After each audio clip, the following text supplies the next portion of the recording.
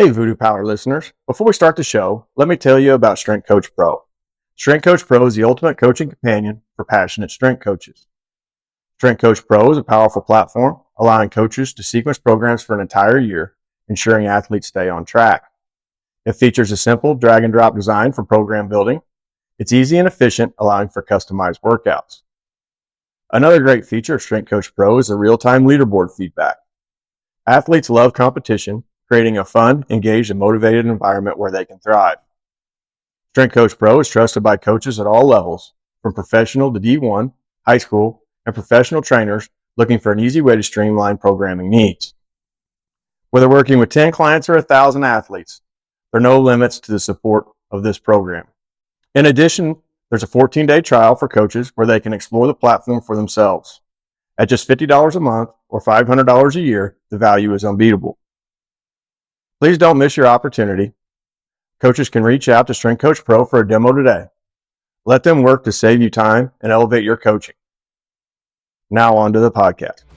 Welcome to the Voodoo Power Podcast.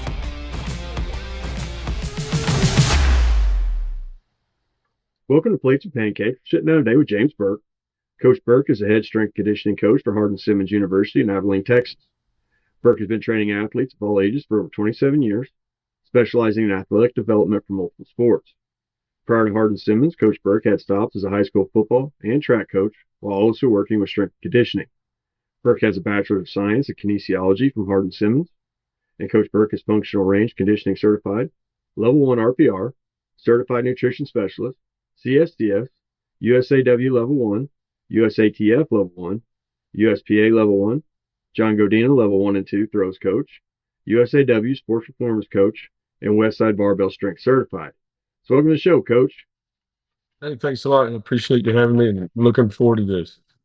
Well, this will be the first one for me that I ran into on Facebook.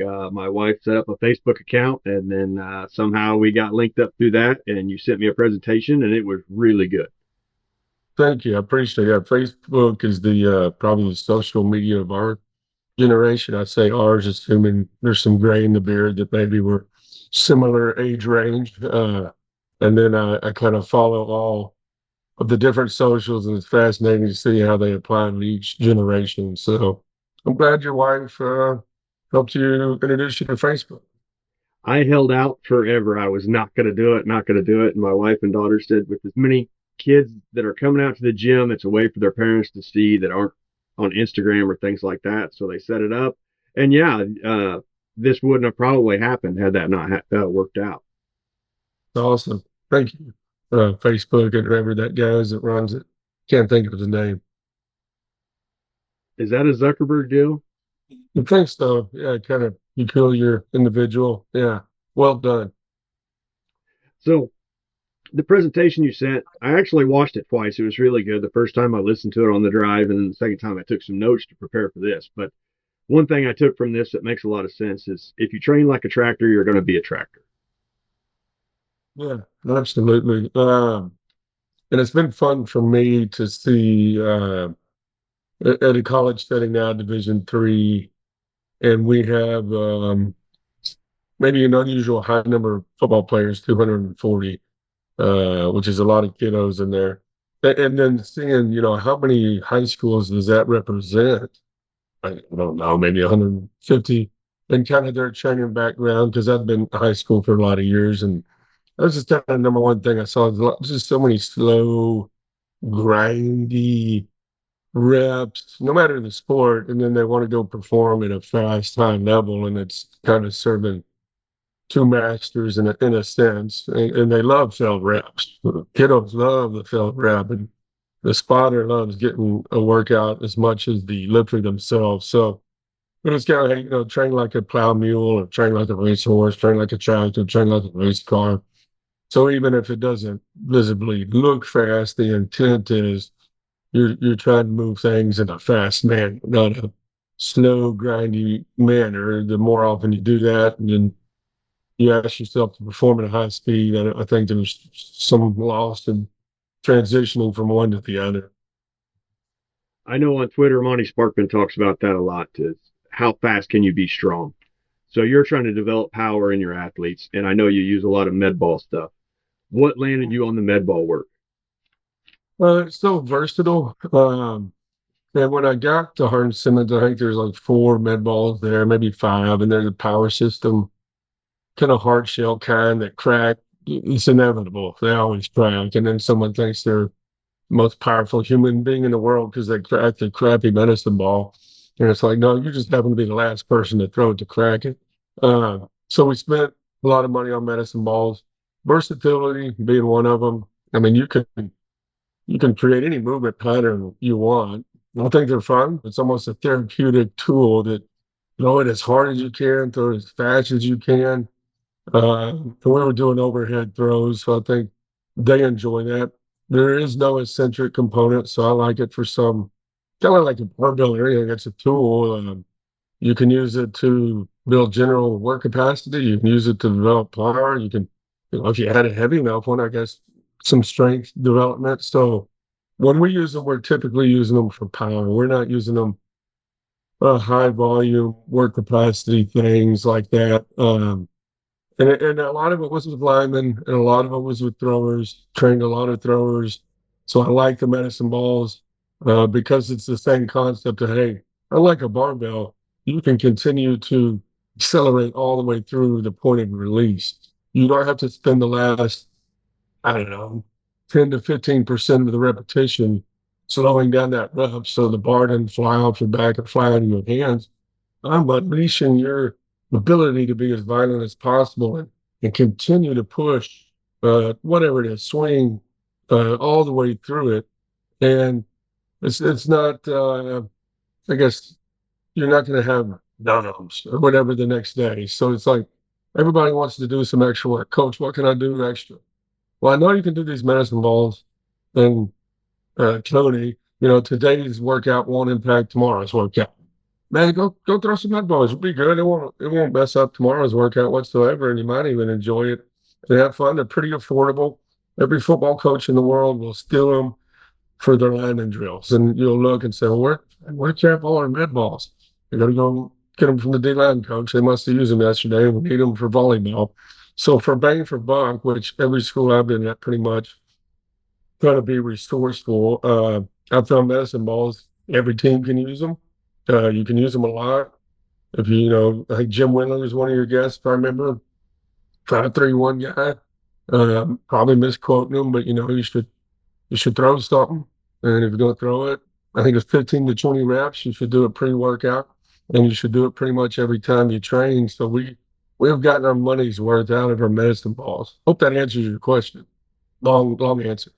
No, and that's fine because I would agree with that. We use it a lot for throwers here. The other benefit I found was for hitters. They work really well for baseball, softball. You can develop power through that swing, and you can get enough weight on there that they can start feeling body movements. They can control the block leg. There's just so much benefits to it.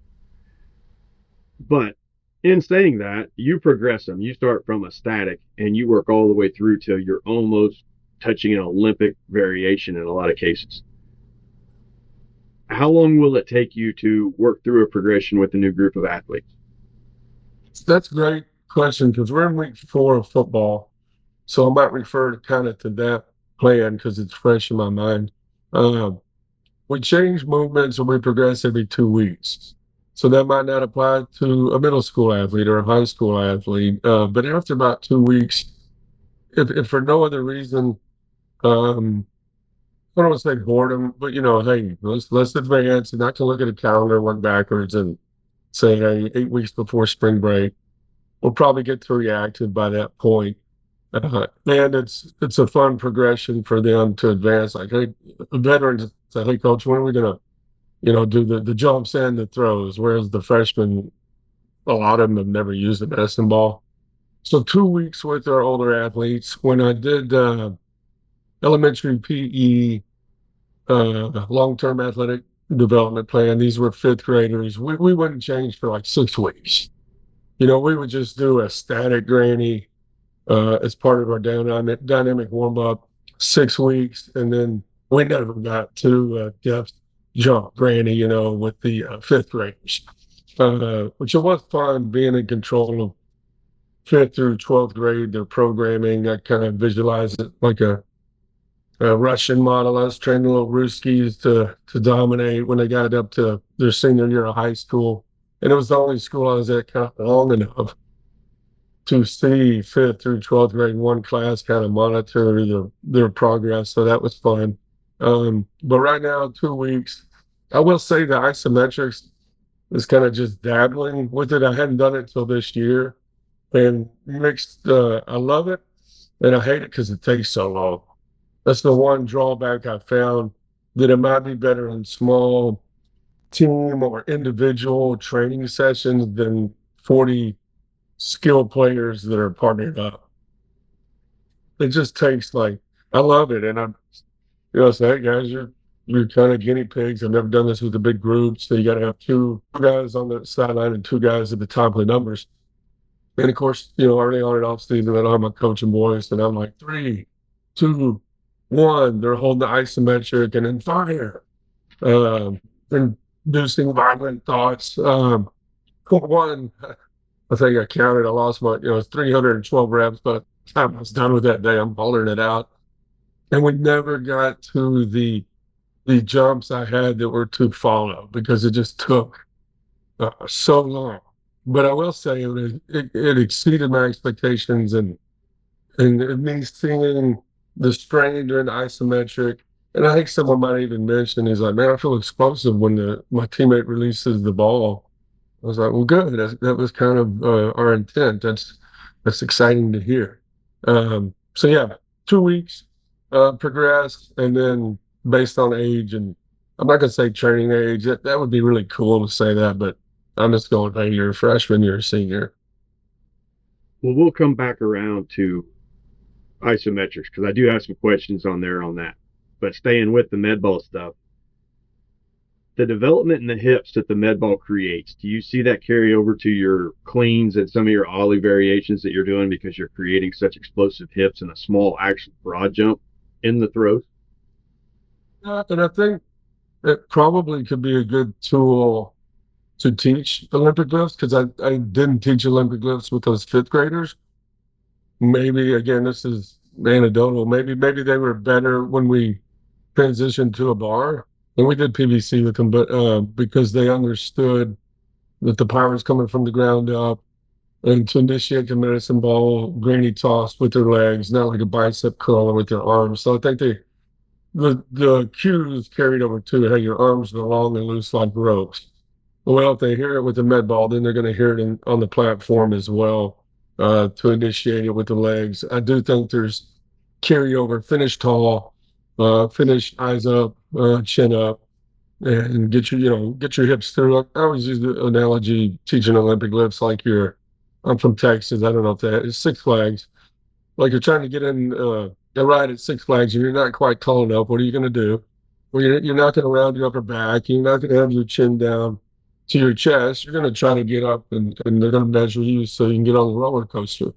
I'll probably use that analogy more with female athletes, but because other guys will be like, hey, there's an attractive female that walk in the weight room. Well, you're going to get big and puff up. You're going to get small and shrink. Well, same time when you finish this medicine ball, get big, get tall.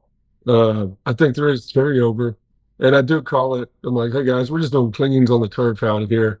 Only difference is there's a horizontal. Throw it like a rainbow. Throw it for height and for distance, which is different. And I'm like, guess what? You can let the barbell go. That's another difference out here. We're cleaning, but you can just let it rip when you're done. So I think there are a lot of carryovers. Um, is there a catch component? Well, yes, on the Olympic lifts, which is one of the reasons I like them, and we use them. And I guess people could debate depth landings or, hex bar, reflexive, eccentric drops. You could get the same benefit as catching an Olympic lift.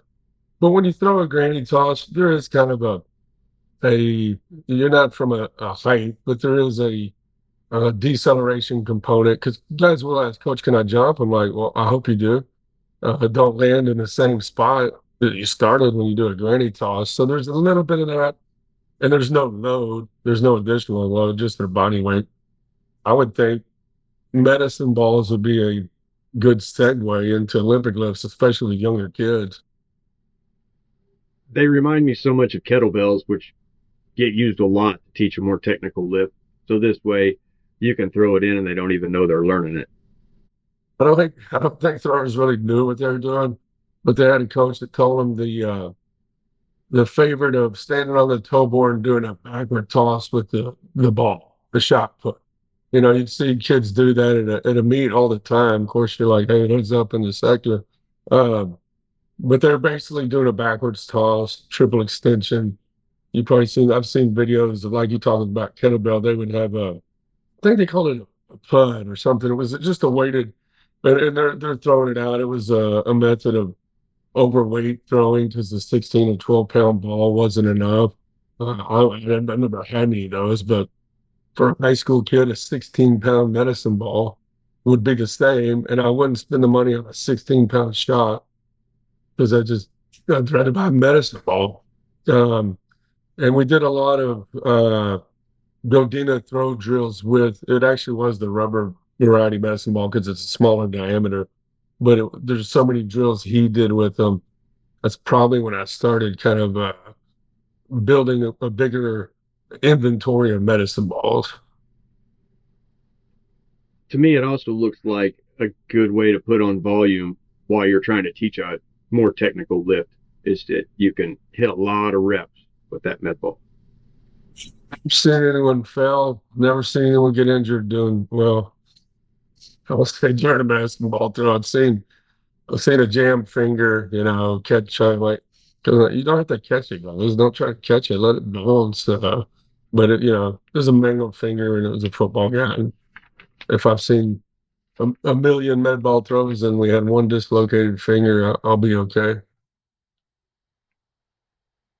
Now, this will go along with the next question, but in the majority of sports, maybe basketball and volleyball excluded, horizontal plane plyometrics probably carries over more than anything.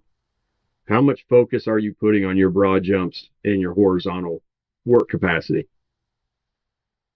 A lot and probably still not enough. If I went back, I preach it and I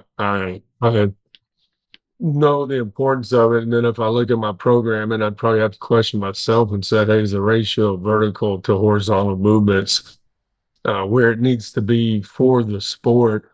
Um, so I say that because we still haven't tested, and I'm admitting my flaws fully here, being transparent. We still haven't tested broad jump with our football guys. And maybe that's the time, maybe I just know how long it takes and I haven't put it in yet because I don't want to take away from the training.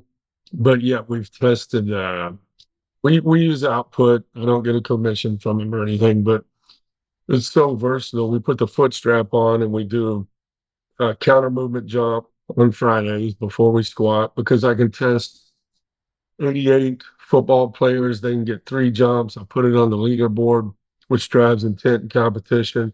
And it takes about 3 minutes. There's no vertex, there's no jump mat, there's no sky hook in the world where I can move those numbers. Is it the most accurate? Well, I don't know, but neither are those other ones as well. I mean, you could debate that. And then on Mondays, we do a pop push up with it. And again, before bench. And then on Wednesdays, the bigs do a static squat jump, and the skills and mids do a 10-5 RSI pogo test. So I love horizontal jumps, but I still hadn't found a way to test large numbers. But we when we do the jumps, they are primary horizontal, which we do our bigs together. So you could say, well, when the D lineman tipping a pass, would there be a vertical component? Absolutely, there would. I would say his pass rush may have possibly failed if he's having to rely on tipping a lot of passes. But we do resisted broad jumps primarily with the slab, just because my trust factor of a teammate holding a band is not where it should be. Um, it's front loaded, and there is some mechanics that are a little different with the slab, but I still think it's worth it, and I like it. We do single leg, which again with the bigs is a little trickier. We have linemen that weigh 330, 340, so we do fewer reps when they get to us at that station. So we do emphasize it. And with our other teams, we do it more in the weight room as part of paired with another movement, contrast training. Um, but we are going to, in some form or fashion, horizontally jump every time we go outside or every time they come in the weight room, really. With as important as the broad jump is, what are some exercises you're doing to drive that distance to create a bigger, more explosive broad jump? Really, the med ball is being at the lower end um, with a pause. So we'll start, it's kind of the same 2 week program. We'll stick the landing for 2 weeks. Here's the moan biles. You're going to get judged on your landing, you know, ninja like landing, the silent assassin. Get good at landing, kind of like we do with our acceleration, deceleration. Work your brakes, and then the gas. Everybody loves to work punching the gas. So let's 2 weeks. Let's work on landing. Then after that, let's work repetitive jumps. Let's maximize the force, minimize the ground time, which is a little more complex. Mixing in single leg on other days to back off because we know they're not going to get as far. The landings are a little easier. And we land on two. I don't land bigs on a single leg. I just always land them on two. And then we'll add some resistance with the sled. And last year we did a good job in the summer of measuring pre and post to evaluate a program to provide motivation. And we did see improvements, but man, with that, it's so hard to tell. Like, well, was it because of these resisted broad jumps? There's so many layers you can't determine that. And the study that kind of got me turned on to it was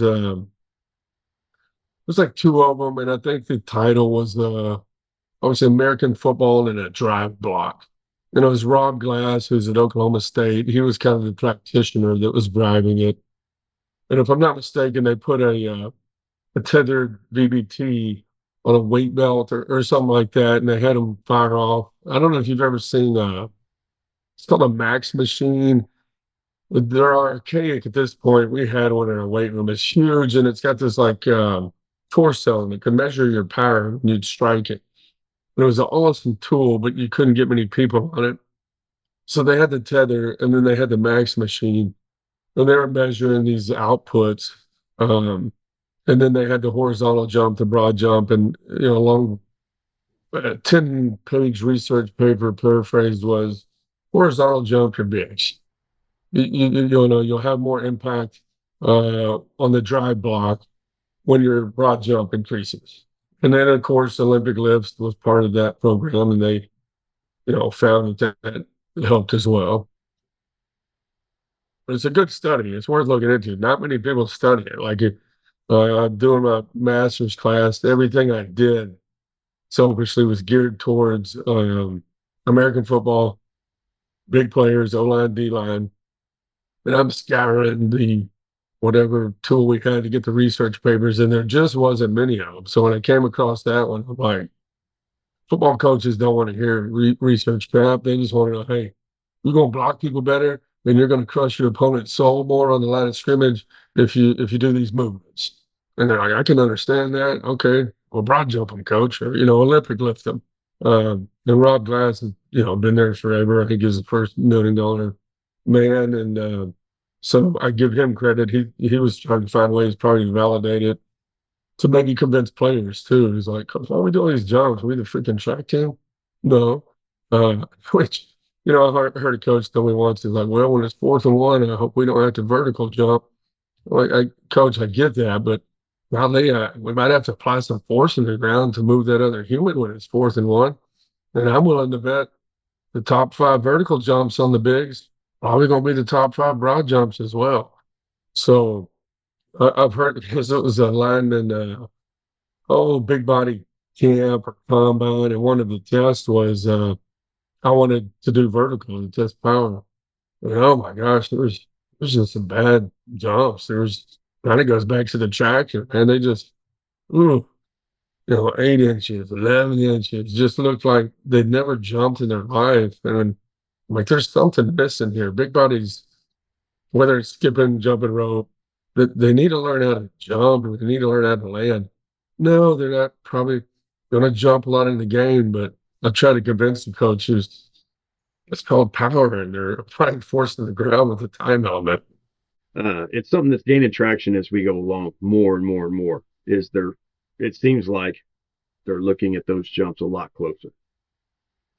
Yeah, and there were some other studies that took combine data, and pretty much I think it was their success in NFL, success being evaluated by a second contract signed, and number of snaps played, and um, the metric being the jumps as important as laying on your back and moving 225 pounds in order number of times that they said there might be more value in these jumps and therefore training the jumps.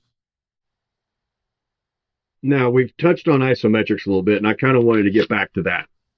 So I was fortunate enough to talk to Josh Bryant, and he helped me out a little bit. He was talking about his power lifters, and they didn't have a good workout room one time, and so what they did was they would hit isometrics. They didn't have enough weight in the warm-up room. They'd hit isometrics, and that was all they had. Then they'd go to whatever competition lift they were hitting, and he had almost all of his guys PR. You touched on that a little bit, and you touched on that in your presentation. The isometrics capped with a movement to almost create a plyometric response. How often are you using isometrics? It's the area, and man, Josh Bryant, guru, uh, love the information he puts out, and it might have been uh, that post. There's some post he made. It was I think it was Prilipin's chart, which really I love. I'm curious, and I love kind of thinking and looking at things that I don't know much about. Not just reconfirming an echo chamber confirmation bias of just following and reading things I already know. And Josh seems to always make me scratch my head. And it might have been that same one I had. I got two boys. One's a sophomore in college. One's a senior in high school.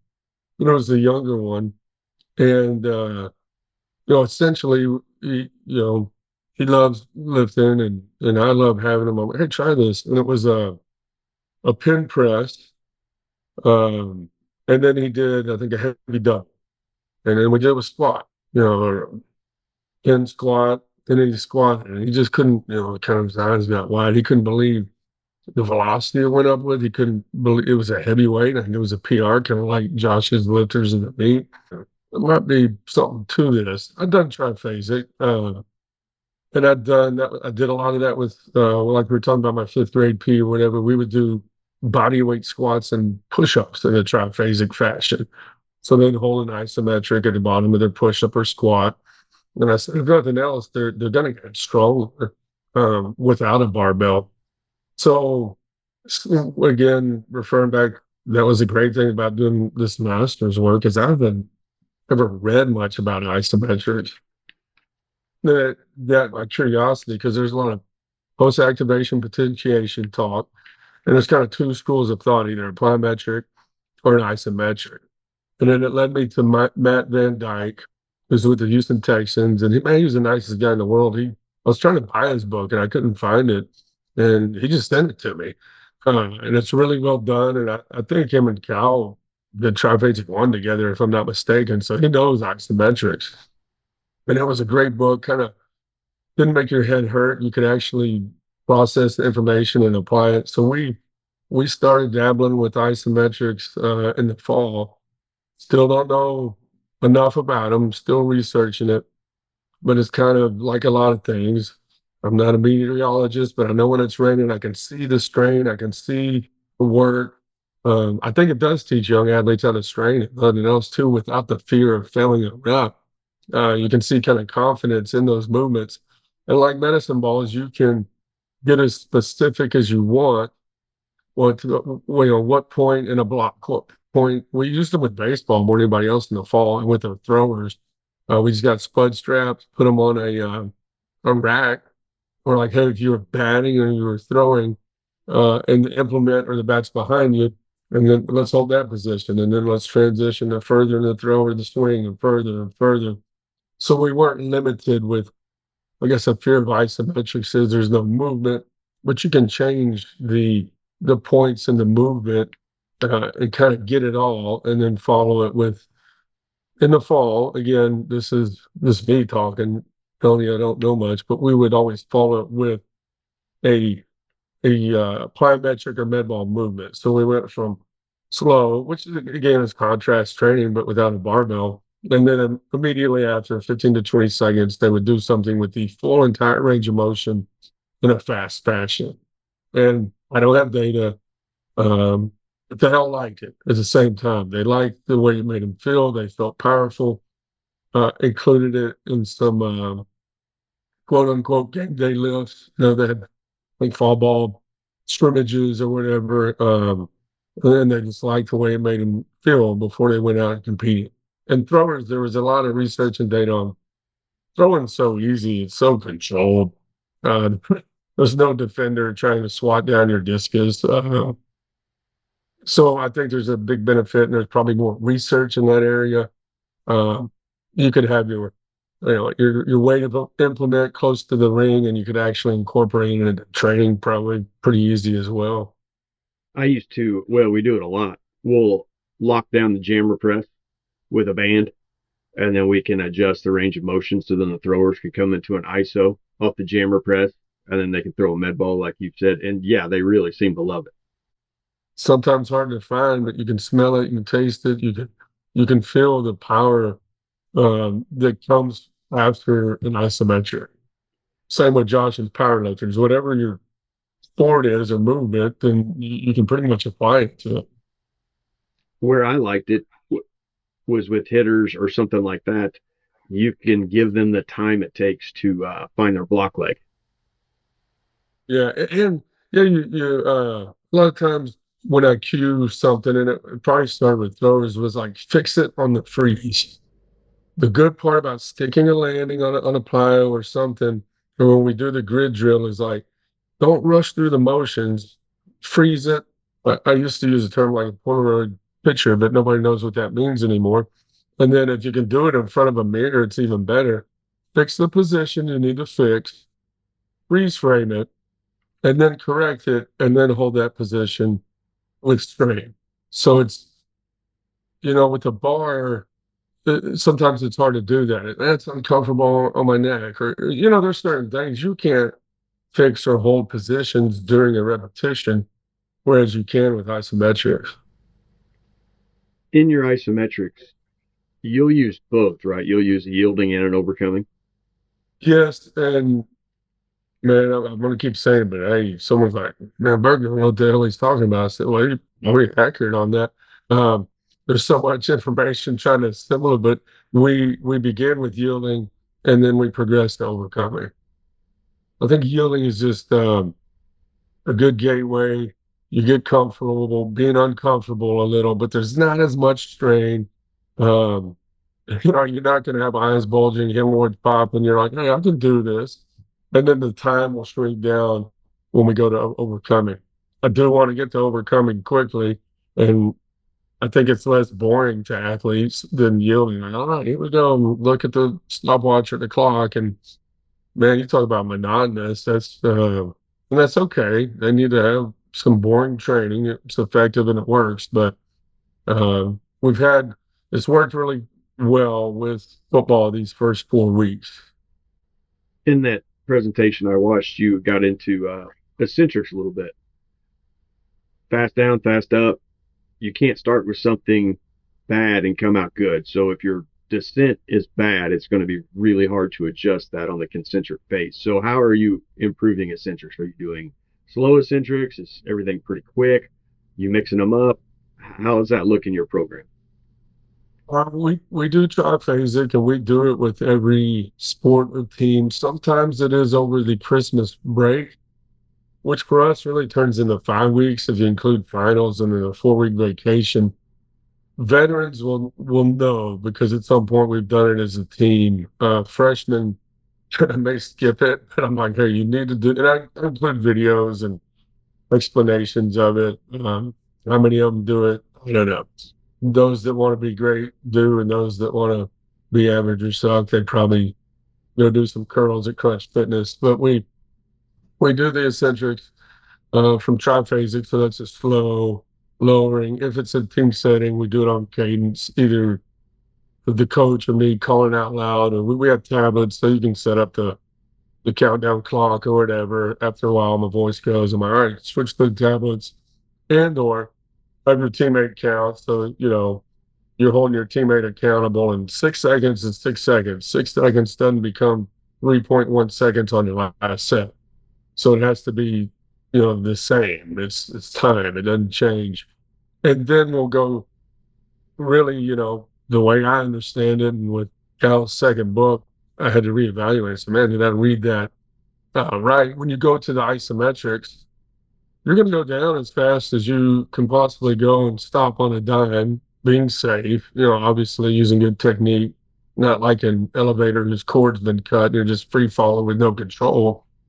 But you do have to, if you wanted to have carryover to deceleration on the field, well, then you better increase the speed of the eccentric portion of the rep and then be able to stick it on an isometric and then reverse it to a concentric. And some people are really uncomfortable with that. It's like, it's okay. You can go down a little faster, or they get confused. Like, oh, I thought we were still doing the slow down, is what they call eccentric. No, no, no.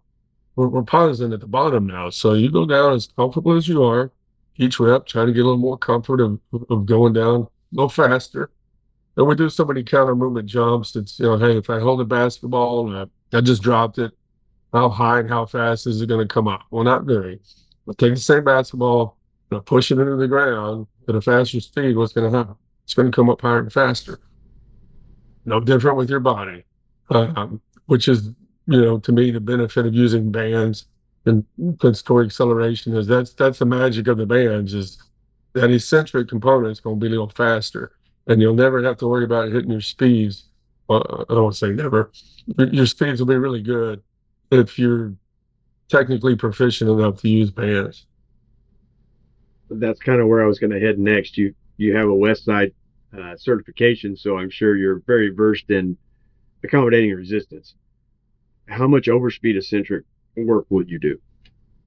I don't have a number. Like, you cannot use bands unless you lift this much weight, because when we'll start with just the bar only, no plate weight, just bands. I think there is benefit probably at a lot of levels just in learning how to stretch shorten, learning how to become a little comfortable with that faster lowering eccentric component. And I think they do enjoy it. I think they feel fast and they feel dynamic.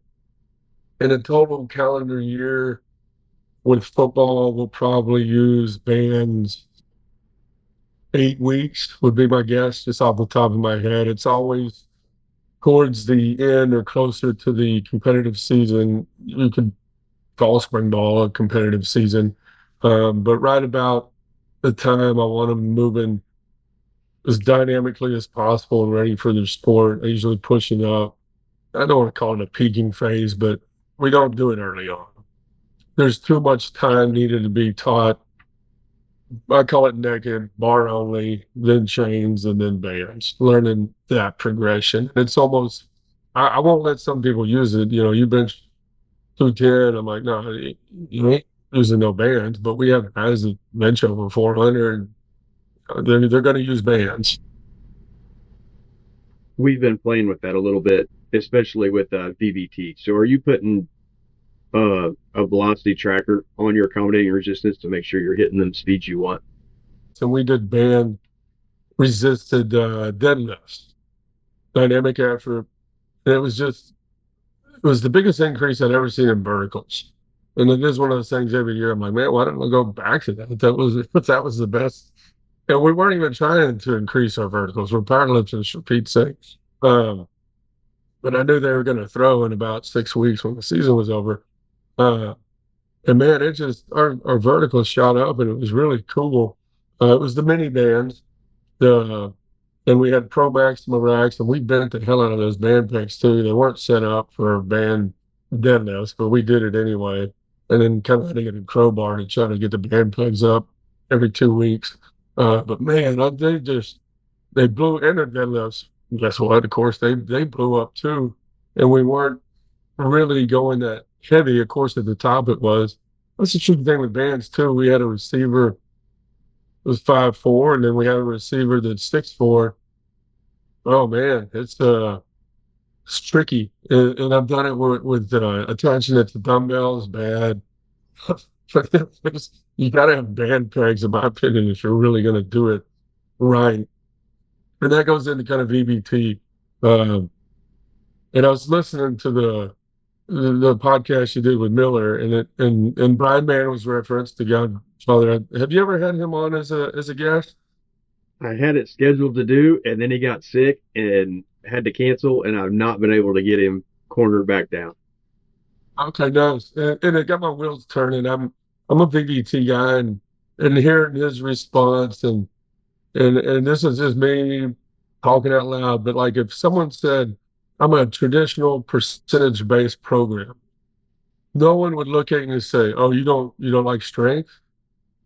What makes you think that? I just said a percentage. It could be 60%, it could be 90%.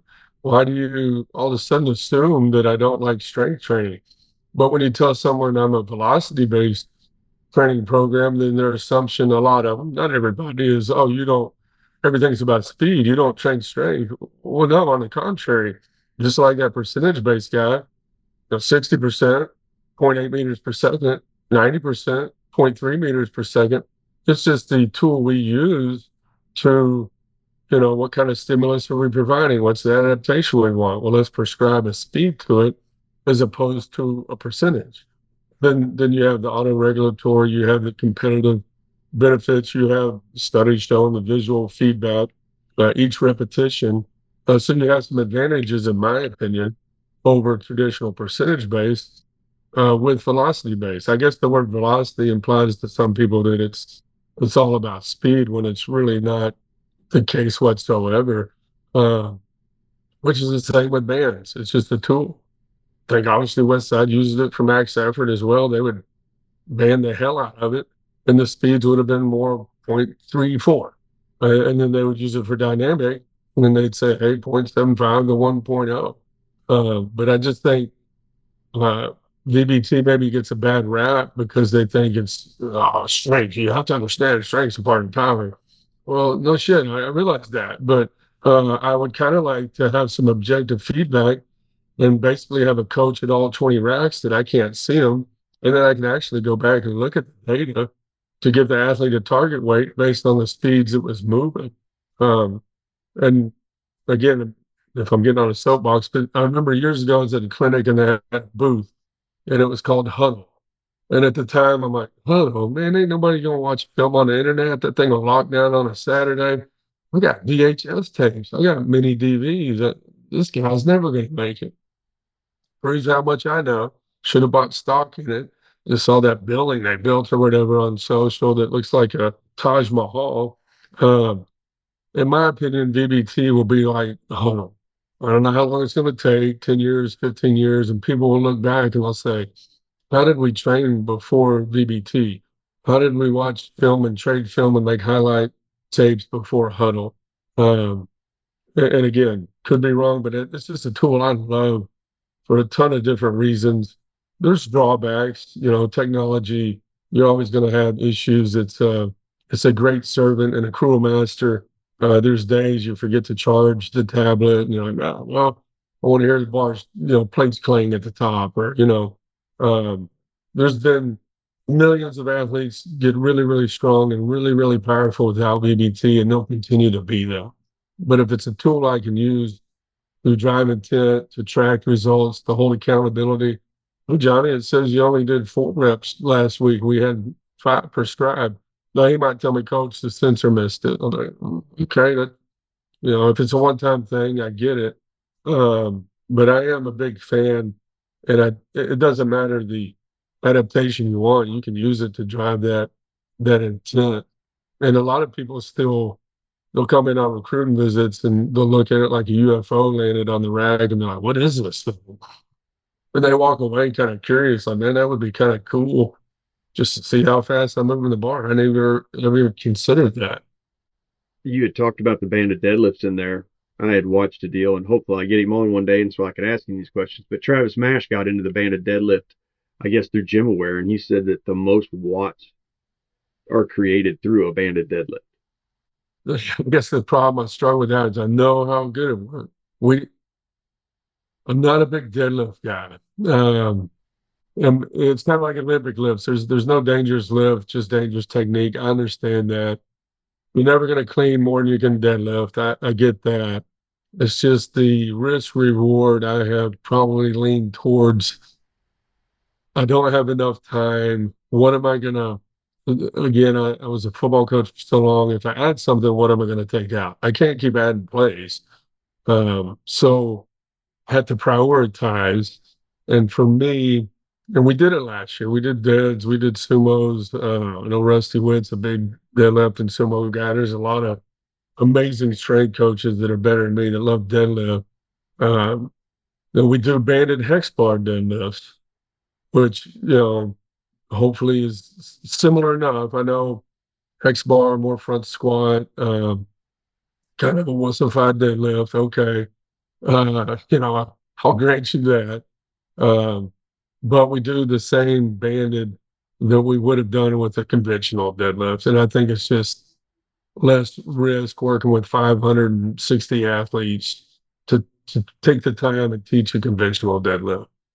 Now I know you worked in the track world for a while, so with all of this, and we discussed eccentrics, do you ever get into mass specific where you're not doing any eccentrics on these lifts? Yes, and that's kind of what got me on VBT is I went to the Tony Holler Clinic and free lap. I think if I just changed the batteries once, that made me never want to use free lap again. That was the hardest task of my life with fat fingers and the smallest screws. So note to free lap, if you ever listen to this, make bigger screws on your sensors. Um, but I saw how it drove the intent, the competition, rank the Gordon Republic. And I was like, what if you could do this in the weight room? Well, hey, this thing called VBT. Um, so I have done deadlifts, and we had track come in. They're on a cycle, a wave, 4-week wave of X bar deadlift, dropping it at the top. Because I know their legs have they come in post run. So I know their legs have already taken a beating. If I can eliminate the eccentric and drop it at the top, then I think there is some benefit to that. Golly, what's the book? Underground Strength. There's a whole book. I think Brian Kula and McCaffrey. I mean, there's a lot of people that man, there's a track coach that does a phenomenal job promoting his program, getting numbers out. He's a feed the cats guy. I think he's on the West Coast. He's JT big in Ayers. Ayers, yeah. He's big into that as well. So we do that with our track team. If nothing, it's like, hey, if you're only using 10-pound bumpers, you probably don't need to drop it anyway because it's so freaking light. But it'll get a little bouncy on you, when you drop it. But we do that. We don't really do it a lot with our football team. Um, the hypertrophy free from eccentric as well. You don't want to increase their body mass because then they have to move the body mass on the track, and they're trying to kind of probably avoid that for most of those runners anyway. Whereas football guys, hypertrophy might be part of your desired adaptation. All right, so I believe I could be wrong. It's The Underground Secrets to Faster Running by Barry It's Ross. hard to get a hold of. It's a tricky book to get. If I remember when I heard it and I'm like, I'm going to go get it, and I read it. I was like, yeah, I can see the benefits of that. Let's try it. I'm willing to try anything and fail and admit, yeah, I liked it, I didn't like it. So I still use it with track runners. That's about the only team. I think I got it from Westside.com. He also has The Rocket Sprint Start, which is a pretty good book, and I think I had to get that somewhere else. But that's also a good book. I'll look into that. Yeah, and I miss coaching track and field. That was if I couldn't. There's like a point. If I couldn't coach football, I think I could just be a head track and field coach and really enjoy life. It's just a different vibe. I always enjoyed the kind of the down. It was like, hey, we're going from sympathetic, parasympathetic. Football's over, and That's track, man. This is gonna be fun. I don't have to be as intense, and then ramp it back up for football. I like having different seasons. Now back to plyometrics a little bit. Listening to you talk, you adjust your plyometrics for all sizes. So what you have your mids doing is not what your bigs are doing, and what your specialty guys doing might be different than what your bigs are doing. How do you set up what you want your guys to do for sizes? One would be, the surface, maybe box jumping bigs more, so when they land, it's a little less impact. Um, Different height boxes based on the position when they get to us. Skill guys being more elastic and more springy. It doesn't take long to just have the groups bound and see some are elastic and some are just beat the hell out of the ground like they're in a fist fight every time they land. So monitoring, we still bound them, but monitoring the distance that they go when they perform those movements, more upper body with the bigs and the mids than the skills. Upper body could be the med ball, or it could be a version of a plyometric push up. The skills won't do that as much. So if they're at a plyo station, incorporating upper body plyometrics with those positions, number of contacts being lower with the heavier bodies than it is with the lighter bodies, fewer repetitive jumps with the bigs than the lighter bodies as well. It's minor. It's kind of like Groundhog Day the way we have set up. I'm the plyo station guy, so I don't want to have to have these different. I just have it in one Excel spreadsheet, and then either I black it out if the bigs don't do it at all, or the reps are different when they come to me. So I'm not having to flip through all the skills. Let me get that sheet. Trying to make that a little easier. And it used to, I was cookie cutter. I would train them pretty much all the same, but at the high school level and the high schools I was at, we never had uh, extremely large bodies, and the chances were they played multiple sports. They were going to be a power forward in basketball. One kid comes to mind, Ryan Sporle. He was an amazing defensive end, and he's an amazing basketball player. And then he threw 158. For him, I never really trained him that different because I knew he was going to compete year round. Uh, and it was tough because there was never traditional off season. It was in season training pretty much year round because the kid, if you're an athlete, compete year round and compete in different sports, which we did a really, really good job at Cistercian, the school I was at, because there wasn't enough bodies. You had to, if you're an athlete, we need you for three. We don't need you just for one sport. Your bigs and the depth drop. How much will you drop them off of a box to develop foot strength and different components that you want for your lineman? We'll never go off higher than a 20. Most written information will say 18. We don't have any 18-inch boxes. So we stick at 20 and we never go higher than that. And we start with the depth landing before we, step off a box and then go into a jump. We'll just go depth landings, bilateral position, split stance position, unilateral, um, almost rather do it off like 3 45-pound plates. We have, plates outside with our sleds. Don't do as much unilateral uh, depth or drop jumps. Again, my head's fuzzy, but the difference, being there is a difference between a depth jump and a drop jump. You correct me if I'm wrong. The drop jump, more elastic, more skilled players, minimizing ground time. The depth jump, they're going to hit deeper angles in a squat position when they land, spend more time on the ground, more strength related, pushing longer and harder into the jump. So we don't do uh, the reactive type landings with linemen. When they're pushing another human, they're pushing in the ground for a longer period of time. And then we'll go into, going back to the horizontal. When we go to those, it's not as much a vertical jump off the landing as it would be a broad jump. Even the there's a lot of stuff on a workshop or lab, and I've just done it with my two sons. I hadn't done a team setting, but I plan on it. There's off the box, and then projecting into a block, teammate holding a medicine ball. So then there's an upper body component, and there's a more, horizontal into another human. Now the dude that's holding the medicine ball better brace himself. We found out that pretty quick. Even if it's the first rep, like, hey, let's play and see what happens. And you're gonna come off with some punch off that rebound jump. And I think it'll be a big hit. I think it'll be fun.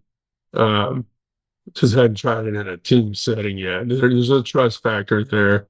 Uh, but it's hard to tell them. Medicine balls plyometrics, there is no percentage effort. We talk traditional base percentage, we talk VBT, but it's like you can fake a medicine ball throw. You have to have every rep be maximum effort, or you're just dilly digging around and you're not doing anything good. You got to go hard.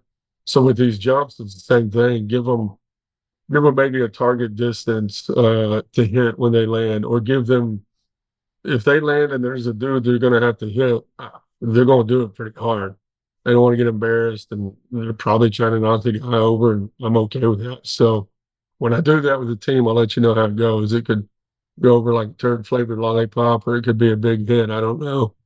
I'll hit you with this question here, and then I know you said you had a couple questions for me, so then we'll get into those. But listening to you talk, listening to your presentation, you've covered a lot of ground in training ideas, and I've heard you say that a lot of roads lead to Rome.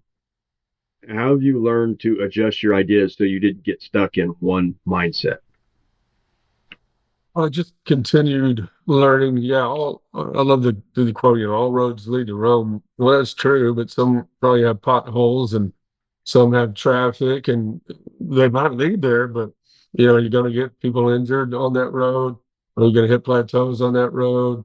Um, I love learning probably more than anything, whether it's clinics, books, whatever. Um, I guess a shameless plug in some fashion. We're hosting the clinic May 31st, and my whole goal and intent was, hey, if I don't have to get in a car, get a hotel, who would I want to have? Who would I want to listen to? Who would I want to learn from? So I handpicked, Yancey McKnight, he's a tier guy. Man, love him. Want to come here. Brian Keegan's Gallup grid guy. I know enough to be dangerous, but man, I want the author of that information to come to Abilene.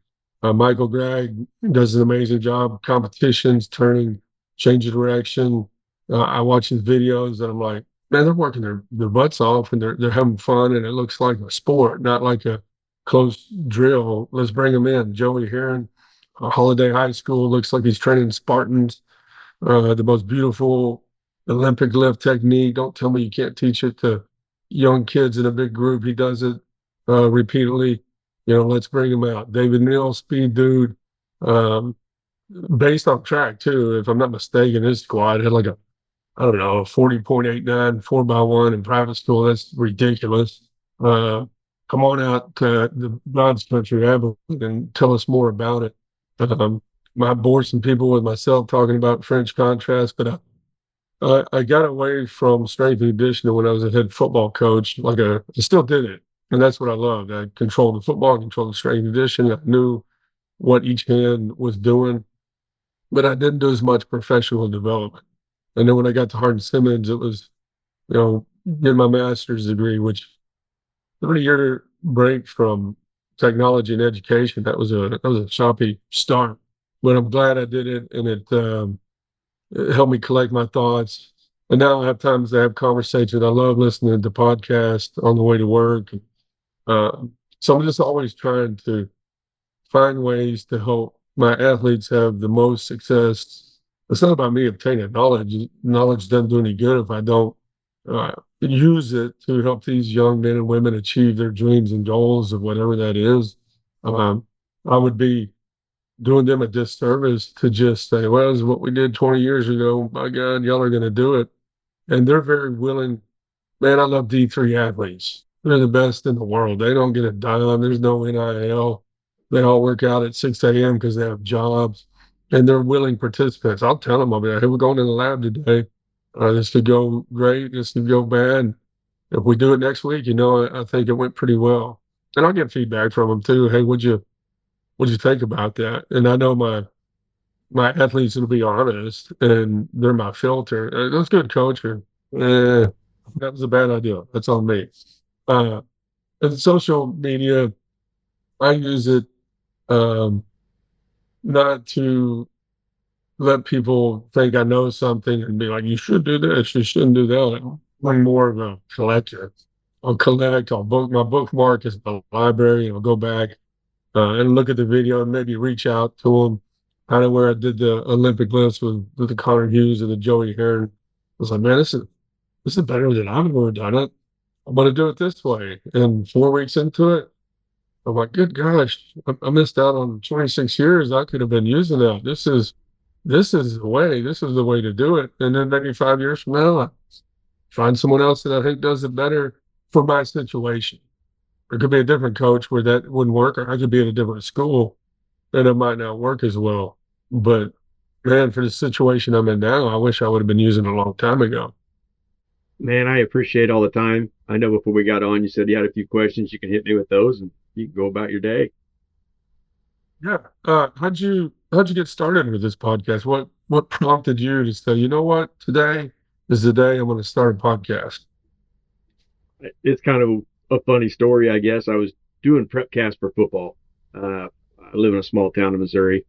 We do the internet prep cast. So through getting invited to do that, I thought, wouldn't it be awesome to bring in some athletes the next day, talk about the game the night before, talk about what's going on at school, with the decrease in newspapers and things like that. You don't get those write-ups anymore. You don't know who the athletes are anymore. So that's how it started. That's where Plates of Pancakes comes from.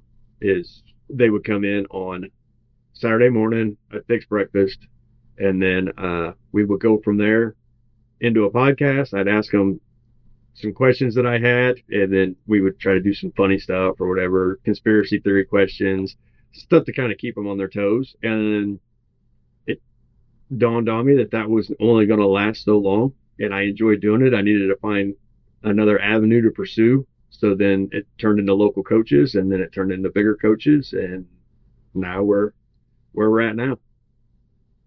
It's another question. Plates and pancakes. How'd you get that name?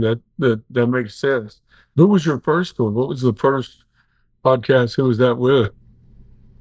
Oh man, I'd have to look back. The first podcast was with a couple of gym kids that played football. That was well, we had a couple of them that didn't turn out. So we had to redo those because like this, like whenever I do these, I always try to tell a guest, like, I am prone to make mistakes. I may forget to hit record. Here we did half of this, and I'm pretty sure my microphone was muted, so I'll have to fix that. So we had a couple throwaways, and then it brought in some kids that knew me. I knew them from the gym, good athletes, and I was able to kind of work my way through it and figure out what worked and what didn't work.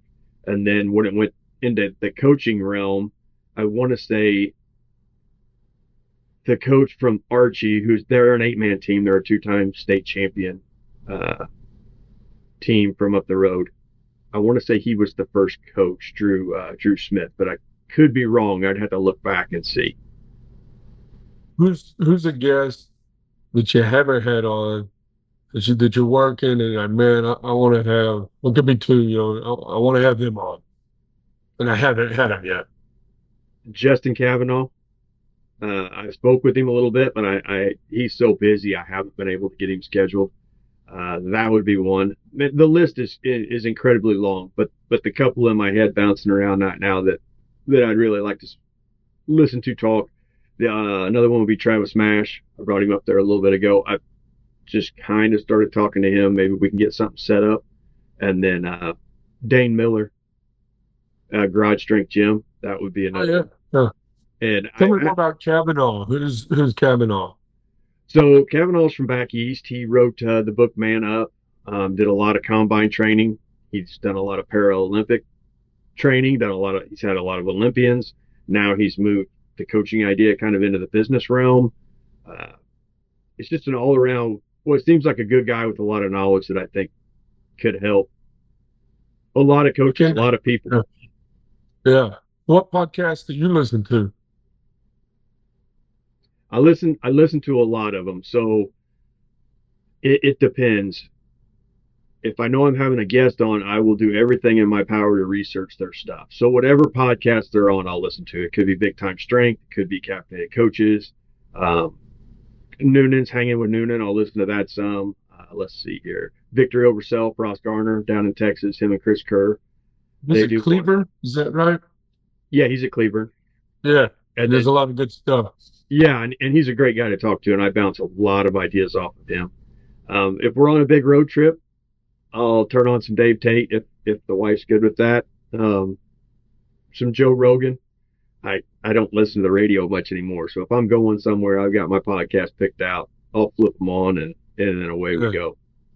I'm proud of myself. I kept it PG, so I was kind of concerned. I'm tip of the cap to myself. I wasn't sure the audience or but I kept it as PG as I could. Once you mentioned Dave Tate and Joe Rogan, it was good.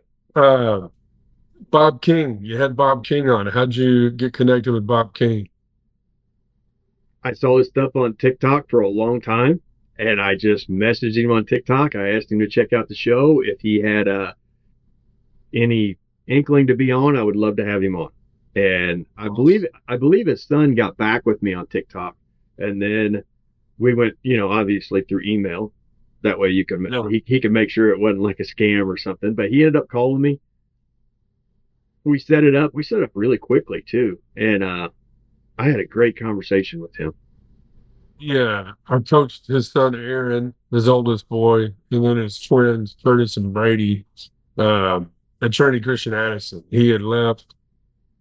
I guess I maybe took his place once he left, but man, a knowledgeable guy who worked in so many different areas. And that's the quote I use. I stole from him that I have no doubt he stole from someone else because that's how it works. But it's you can only do 4 things. You can run, jump, lift, and throw, and that's it. Everything's a variation of that. I remember him saying that at a clinic way back when, and it stuck with me. And I'm like, yeah, that's when you boil it all down, that's it, man. So I like Bob. I guess he's still in Dallas. I hadn't seen him or talked to him in a long time, but he's a very knowledgeable guy for sure. And then last thing I had, which I was going to ask you in conversation, like I thought about putting out a post. I haven't of like a voting poll, Mount Rushmore of American strength conditioning coaches, and having like a menu of, I don't know, 12 people, kind of who would be on it. And you don't have to give names, but if you want to, you can. But at some point, that's my goal, is to put something out there, just curiosity. I know people that have Louis Simmons, I think Al Vermeil, but you can put all these names on there, and then it would create a lot of conversation. Probably we're talking sprint person, we talking a strength person, what kind of where we go with that, and with the caveat of the American, that just because I think if you spread beyond that, it would be too many candidates. You got any candidates that you'd put on there? So let me narrow this in so that I answer correctly. Are we talking American or are we talking world?